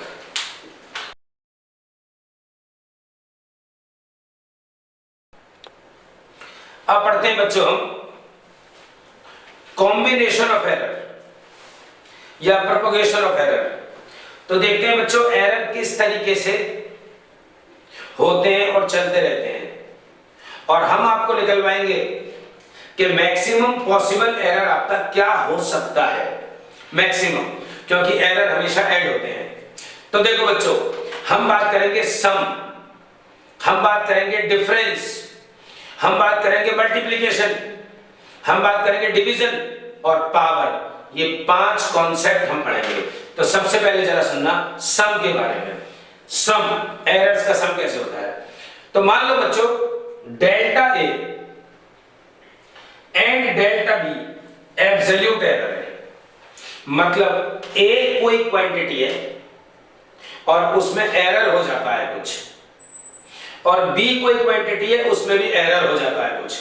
तो जरा देखना मेजर्ड वैल्यू ऑफ ए, जब हमने ए को मेजरमेंट किया तो क्या हो गया हमसे, ए प्लस या माइनस डेल्टा ए। अब आप कहोगे प्लस माइनस क्या है। बच्चों एक बात सुनो, आप किसी चीज की लेंथ मेजर कर रहे हो और उसकी लेंथ है 2 मीटर, तो ऐसा भी तो हो सकता है ना कि हम 2.1 मेजर कर लें, और ऐसा भी तो हो सकता है कि 2 में से थोड़ी सी कम मेजर कर लें। गलती तो दोनों तरफ हो सकती है ना, गलती तो हमसे ज्यादा भी मेजर हो सकती है और कम भी मेजर हो सकती है। अब बच्चों एक बोरा है, उसमें बहुत सारे गेहूं के या चावल के पार्टिकल्स हैं या चावल भरे हुए हैं। आपसे कोई कहता है कि सारे गिनो, तो मान लीजिए आपने कैलकुलेट करे कि जो चावल के पार्टिकल्स हैं वो 200 हैं, तो जरूरी है कि 200 हो। बच्चों वो 201 भी हो सकते हैं और वो 199 भी हो सकते हैं। तो इस तरीके से गलती हो जाती है, ज्यादा भी हो सकता है कम भी हो सकता है। इसलिए हम प्लस और माइनस दोनों यूज करके चलते हैं। अब मेजर्ड वैल्यू ऑफ बी, ये हो गया बच्चों B plus minus delta B, ज्यादा भी हो सकता है कम भी हो सकता है। तो बच्चों सम का केस देखो, तो z a प्लस बी दोनों का सम ले लिया। तो बच्चों जब a में भी गलती और b में भी गलती, जब दोनों में गलती, जब दोनों में एरर, तो फाइनल क्वांटिटी में भी तो एरर मिलेगा ना। तो z में प्लस माइनस डेल्टा z, इसमें भी एरर हो गया। तो देखना बच्चों a को लिख लिया a plus minus delta a plus b plus minus delta b। तो z plus minus delta z is equals to बच्चों a यहां से और b यहां से, तो a प्लस b तो ये लिख दिया, प्लस माइनस और यहां का प्लस माइनस बच्चों ये बाहर कॉमन निकाल दिया। तो क्या बचा अंदर, delta a plus delta b। तो मैक्सिमम वैल्यू क्या हो जाएगी बच्चों, मैक्सिमम वैल्यू हो जाएगी, देखो a प्लस b से तो z कट जाएगा ना, अरे z equal to a plus b तो है, तो z से तो a प्लस b कट गया, तो डेल्टा z, और वो भी मैक्सिमम वैल्यू, मैक्सिमम वैल्यू तो प्लस करके आएगी ना बच्चों। तो ये आ गई delta A plus delta B. तो ये तुम्हारा एरर निकल गया सम के अंदर। और क्या आया एरर? डेल्टा ए मतलब गलती ए वाली प्लस गलती बी वाली, तो दोनों सम हो गई। लेकिन बच्चों जरा केस सब्सट्रैक्शन का डिफरेंस का देखना। अब तुमने z ले लिया a माइनस बी, बाकी सब कुछ बच्चों ये सब कुछ यहां एज इट इज लिखा हुआ है, तो तुमने z ले लिया इस बार a माइनस बी, यानी कि दो क्वांटिटी का डिफरेंस हो रहा है बच्चों। तो प्लेस कर दो value z plus minus delta z। तो यहां पे a plus minus delta a में a का एरर बच्चों। अब एरर कम या ज्यादा आपको पता है, कुछ भी हो सकता है। तो a plus minus delta a minus ये रहा बच्चों, तो b में b plus minus delta b। अब देखो a माइनस b, तो यहां लिख दिया। अब plus minus delta a plus minus delta b यहां लिख दिया आपका। वैसे माइनस अंदर जाएगा तो प्लस माइनस का माइनस प्लस बन जाएगा, एक ही बात है। अब a माइनस बी से तो z कट गया, देख लो ना, a माइनस बी तो z है। तो क्या बचा बच्चों? Plus minus delta a plus minus delta b। तो बच्चों मैक्सिमम पॉसिबल एरर के लिए क्या करोगे? मैक्सिमम पॉसिबल एरर के लिए करोगे आप डेल्टा a प्लस का प्लस डेल्टा b। तो इस तरीके से बच्चों माइनस में भी एरर प्लस हो गए। तो केस सम का हो या डिफरेंस का हो बच्चों, एरर हमेशा ऐड होंगे, हमेशा जुड़ेंगे। तो ये तो आपका खत्म हो गया।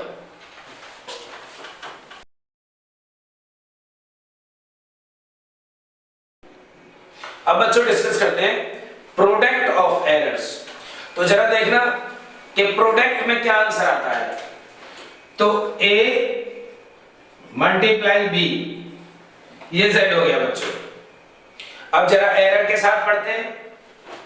तो z plus minus delta z is equals to a plus minus delta a multiply b plus minus delta b।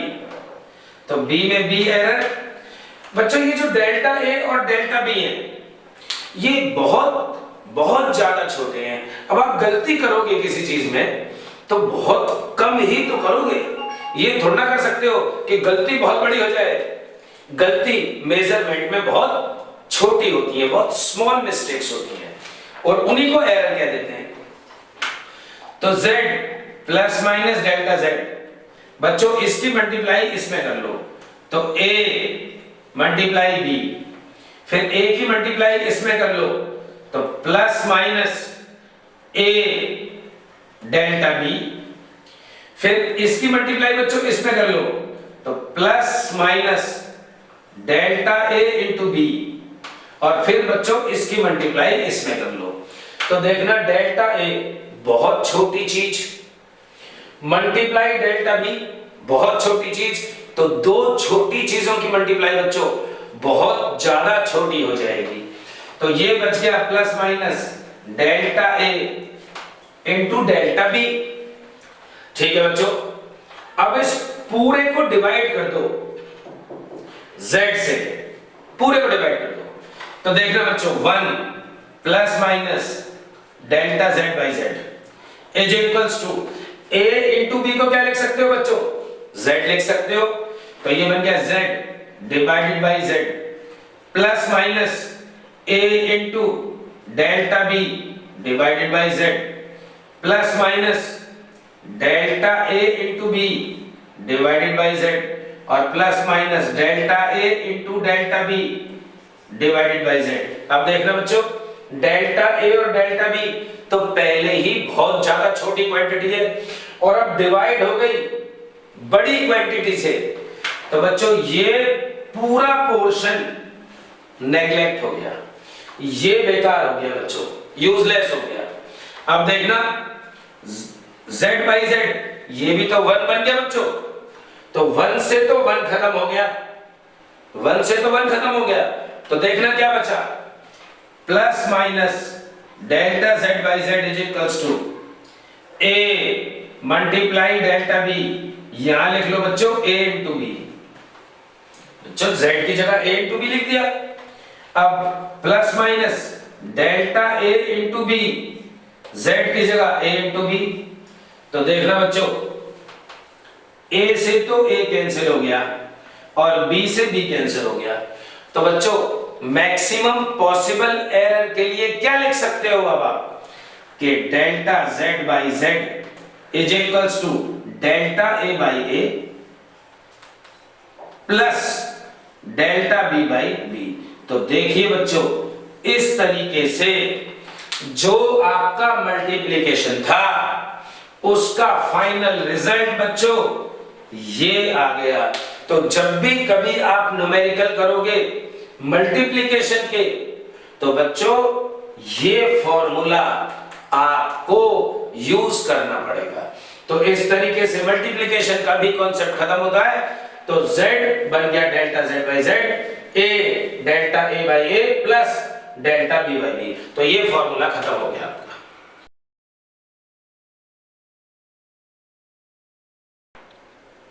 और अब बच्चों डिस्कस करेंगे डिवीजन ऑफ एरर की। बच्चों जो मल्टीप्लिकेशन में हुआ वही डिवीजन में होगा, आंसर भी सेम आएगा बच्चों, सेम आएगा, बस एक छोटा सा चेंज है। जरा देखना भाई, डेल्टा a डेल्टा b तो एब्सोल्यूट एरर थे ही a और b में, तो देखो क्या हुआ, z a divided by b। तो बच्चों इसमें डिवीजन का केस ले लिया, डिवीजन में तो लिखने का क्या तरीका बन जाएगा, z बन गया z plus minus delta z, a बन गया बच्चों a plus minus delta a, और b बन गया b plus minus delta b। अब बच्चों a कॉमन निकाल दो। अब तुम कहोगे कॉमन कैसे निकालें, यहां तो है ही नहीं, तो बच्चों a से मल्टीप्लाई करके a से डिवाइड कर लो। जब a से मल्टीप्लाई करके a से डिवाइड करोगे, आप कहोगे कैसे, देखना बच्चों जरा, x प्लस y है, आपको x कॉमन लेना है बच्चों, यहां से x कॉमन लेना है।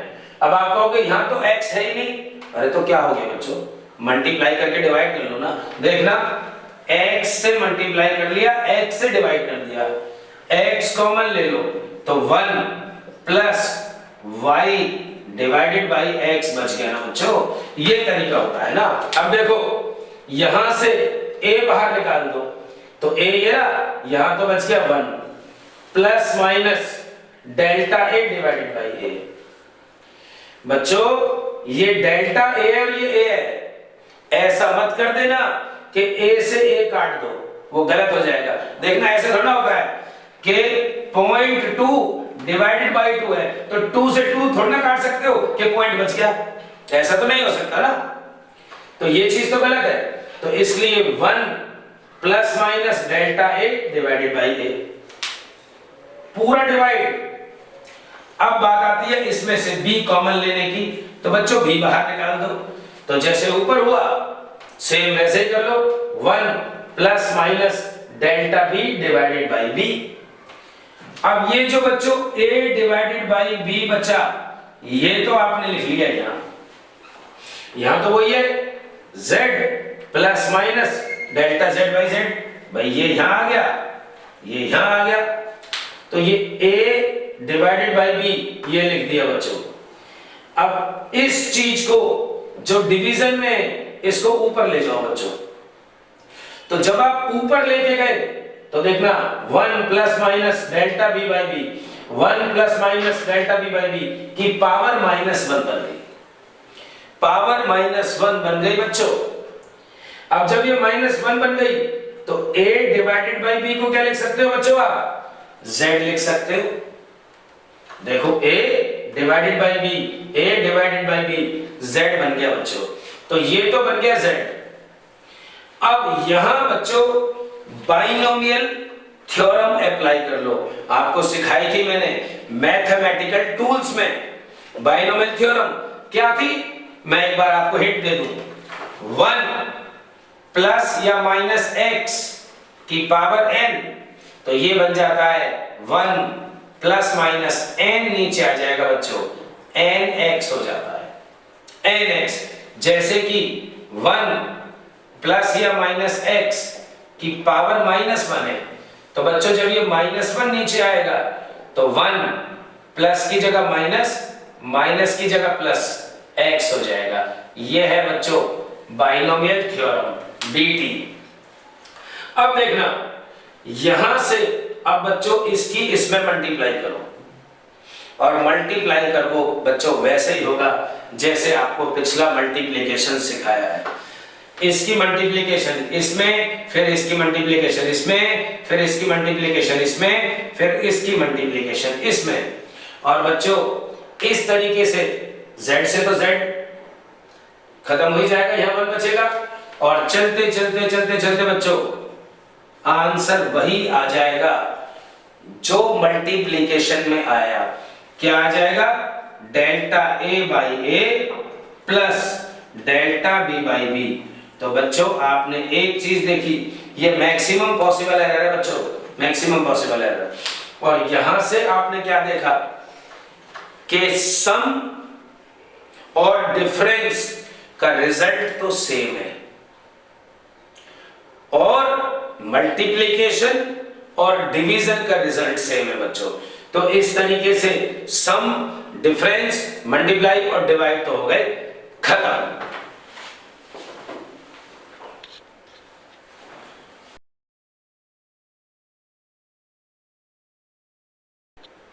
और अब बच्चों डिस्कस करेंगे आखिरी पावर का। तो z a की पावर n मान लो बच्चों, n कोई भी पावर हो सकती है। अब जरा a में बच्चों एरर भी तो हो सकता है, एब्सोल्यूट एरर। तो जब a में एब्सोल्यूट एरर हो जाएगा तो z plus minus delta z is equals to a plus minus delta a की पावर n हो गई। तो बच्चों बाइनोमियल थ्योरम अप्लाई करनी पड़ेगी, बाइनोमियल थ्योरम। तो z plus minus delta z equal to, अब आप कहोगे बच्चों यहां तो 1 होता है, तो 1 बना लेंगे, a को फिर बाहर निकाल दो कॉमन। जब कॉमन निकालोगे बच्चों तो पावर जो लिखी हुई है ऊपर वो पावर भी बाहर आएगी। ये बच्चों सारा मैथ्स है, इसमें कहीं फिजिक्स यूज नहीं हो रही, ये तो मैथ्स कर रहे हैं। तो a की पावर n बाहर निकाल दिया तो 1 plus minus delta a by a की पावर n आ गई बच्चों। अब देखना a की पावर n को तो z लिख देते हैं, तो z plus minus delta z equal to, ये तो z बन गया बच्चों, और 1 plus minus delta a by a की पावर n। अब देखना बच्चों इस z को यहां ले आओ, इस z को या z से डिवाइड कर दो, एक ही बात है सब। तो क्या बच गया है 1 plus minus delta z by z is equals to 1 plus minus n नीचे बच्चों, तो डेल्टा a बाई a। तो बच्चों 1 से तो 1 खत्म, तो मैक्सिमम पॉसिबल एरर क्या आ जाएगा बच्चों? मैक्सिमम पॉसिबल एरर आ जाएगा delta z by z is equals to n times delta a by a। तो बच्चों इसका रिजल्ट ये आया। तो क्या नोटिस किया आपने? नोटिस करा बच्चों आपने कि जो पावर थी वो यहां आके मल्टीप्लाई हो गई। मान लो बच्चों ये अकेला फंक्शन था, अगर बहुत सारे फंक्शन हों उस केस में आप क्या करोगे? और बच्चों मल्टीप्लिकेशन भी हो रही हो, डिवीजन भी हो रही हो और पावर भी हो, तो उस केस को आप कैसे सॉल्व करेंगे जरा देखते हैं। मान लो ये क्वेश्चन आपके एग्जाम में कंफर्म आएगा, आपके एनसीईआरटी का 13th क्वेश्चन भी है ये अनसॉल्व का। मान लीजिए z कोई फंक्शन है बच्चों, a की पावर 3/2 मल्टीप्लाई b की पावर 1/2 बच्चों। लो डिवीजन भी कर दिया, c की पावर 2 ले लो बच्चों, इनटू d की पावर 5/2 ले लो बच्चों। तो कैसे सॉल्व करोगे अब इस टाइप के क्वेश्चन को? लेकिन बच्चों यहां पे आपको वैल्यूज दे रखी है क्वेश्चन में, मैं तो सिर्फ कॉन्सेप्ट समझा रहा हूं। तो आंसर आ जाएगा delta z by Z is equals to 3/2। देखो बच्चों ये नीचे आ गया, delta a by A multiply plus में कन्वर्ट हो गया 1/2 डेल्टा b बाई बी। अब बच्चों एरर में कभी माइनस नहीं लिख सकते हो आप। ये थोड़ा ना कि एक गलती एक ने की, दूसरी गलती दूसरे ने की, तो गलतियां खत्म हो गई, माइनस हो गया। माइनस कभी नहीं होता बच्चों। तो प्लस, आप देखो ये नीचे था ना, ये ऊपर आ जाएगा, तो plus 2 times delta C by C, और आखिरी चीज plus 5/2 times delta D by D. तो ये बचा बच्चों delta z by Z. Keep in mind one thing, अगर आप इसको ऐसे छोड़ते हो तो ये होता है बच्चों रिलेटिव एरर, रिलेटिव एरर। और अगर आप इसमें 100 से मल्टीप्लाई कर देते हो तो वो हो जाएगा बच्चों परसेंटेज एरर। तो जरा देखना, ये रिलेटिव एरर हो गया फॉर परसेंटेज एरर बच्चों delta z by Z into 100। तो क्या बन जाएगा 3/2 delta a by A into 100।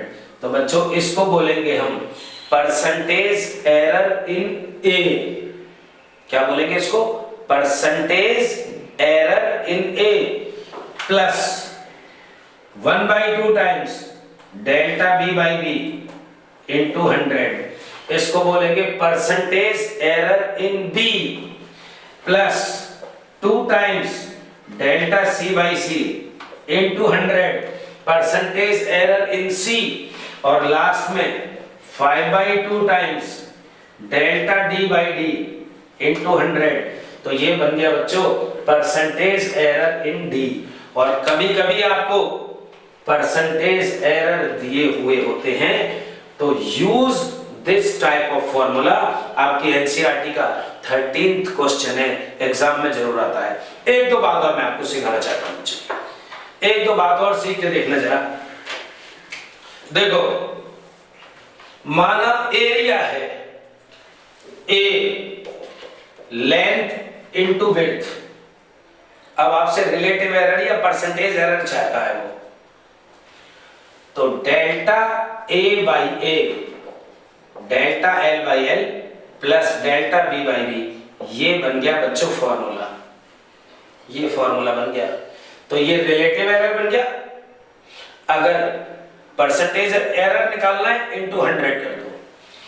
तो ये तो एरिया की बात थी। मान लो वॉल्यूम की बात है, तो volume L into B into H, तो डेल्टा V बाई V बच्चों, तो delta L by L plus delta B by B plus delta H by H, ये वॉल्यूम में आ गया बच्चों। अगर परसेंटेज करना है तो इंटू 100 कर देंगे बच्चों। मान लो वो तुमसे कहता है, कि एरर निकालो स्फीयर के वॉल्यूम में और एरिया में। तो देखो बच्चों परसेंटेज एरर या रिलेटिव एरर, तो area sphere 4 pi R square. अब बच्चों रेडियस को देगा आपको, तो डेल्टा ए बाई ए, ये जो बच्चों 4 पाई है इसका कुछ नहीं होगा, ये कांस्टेंट है, इसको हटा देंगे और ये बचेगा 2 times delta R by R. माना वो वॉल्यूम कहता है, तो V equal to 4/3 pi R cube, तो बच्चों डेल्टा V बाई V ये हट जाएगा बच्चों, ये हट जाएगा और 3 times delta R by R हो जाएगा बच्चों। तो ध्यान देते रहिए आप। इस तरीके से आप रिलेटिव एरर और परसेंटेज एरर निकालते रहेंगे। एक आखिरी बता देता हूं, मान लीजिए आपको कह देता है वो डेंसिटी, तो डेंसिटी में रिलेटिव एरर निकालो, तो density mass divided by volume, तो डेंसिटी मास वॉल्यूम बच्चा बच्चों साइड का क्यू, तो delta rho by rho delta M by N plus 3 times delta L by L. तो इस तरीके से बच्चों एरर टॉपिक आपका खत्म होता है, ये चैप्टर भी आपका खत्म होता है। न्यूमेरिकल्स के लिए आप अपना असाइनमेंट देखें और अपनी क्लास में हमसे पूछिए जो पूछना है। Thank you.